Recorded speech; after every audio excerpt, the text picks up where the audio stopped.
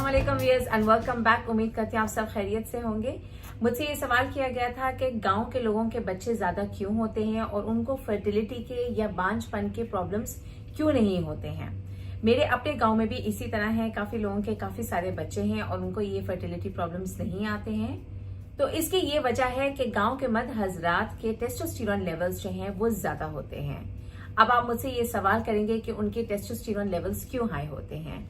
सबसे पहले नंबर 1 ये है कि वो हार्ड वर्किंग होते हैं, यानी कि वो मेहनत मजदूरी करते हैं। नंबर 2, उनकी जो मेहनत मजदूरी होती है वो खुली फिजा में होती है। इसकी वजह से उनको विटामिन डी जो है वो काफी ज्यादा मिलता है, जिसकी वजह से टेस्टोस्टेरोन लेवल्स जो हैं वो ज्यादा होते हैं। नंबर 3, वो खालिस और देसी गजा जो है वो ज्यादा खाते हैं। उनकी खुराक जो होती है वो घर का खाना होती है, जंक फूड्स कम खाते हैं। और नंबर 4, उनकी एक्सरसाइज ज्यादा होती है। उनकी काम की नोयत इस तरह की होती है कि वो ज्यादा चलते हैं और ज्यादा काम करते हैं। इसी के साथ हम वीडियो को कंटिन्यू रखते हैं। आज के वीडियो में हम इसके बारे में बात करेंगे कि शहर के लोग अपना टेस्टोस्टेरोन लेवल जो है वो कैसे ज्यादा कर सकते हैं, इंक्रीज कर सकते हैं। टेस्टोस्टेरोन लेवल को इंक्रीज करने के लिए बहुत ज्यादा जरूरी है कि आप एक बैलेंस्ड अमाउंट में प्रोटीन्स भी लें, फैट्स भी लें और कार्बोहाइड्रेट्स भी लें। तो आपने ये तीनों चीजें जो है एक नॉर्मल मिकदार में जो है वो खानी होती हैं। चूंकि हमने बात की है प्रोटीन्स की, तो सबसे पहले हम प्रोटीन्स की बात करेंगे। प्रोटीन्स जो है ये मछली के अंदर मौजूद होता है, यानी कि फिश के अंदर मौजूद होता है। फिश के अंदर विटामिन डी भी बहुत ज्यादा कसरत से मौजूद होता है। आपने फिश हफ्ते में एक दफा जरूर खानी है।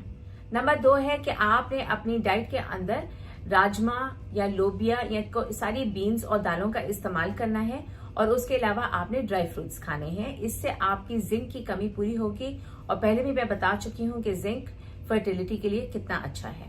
नंबर 3 आ जाता है अनार, यानी कि पोमेग्रेनेट्स। अनार जो है ये आपने जरूर खाना है, क्योंकि इसकी वजह से ना सिर्फ आपके टेस्टोस्टेरोन लेवल्स जो हैं वो ज्यादा होंगे, बल्कि आपके ब्लड प्रेशर को भी ये मेंटेन रखेगा। नंबर 4 आ जाता है एग्स, यानी कि अंडे। अंडे आपने जो है वो 3 अंडे आसानी आप बगैर एनी साइड इफेक्ट्स खा सकते हैं, क्योंकि लोगों को ऐसा लगता है कि अंडे खाने की वजह से हमारा कोलेस्ट्रॉल लेवल जो है वो बहुत ज्यादा इंक्रीज हो जाएगा। खास तौर पे अंडे की जर्दी आपने जरूर खानी है, क्योंकि इसके अंदर विटामिन डी मौजूद होता है। नंबर 5 पे आ जाता है बीफ, यानी कि गोश्त। गोश्त आपने जरूर खाना है, हफ्ते में 2 दफा जरूर गोश्त का इस्तेमाल करें।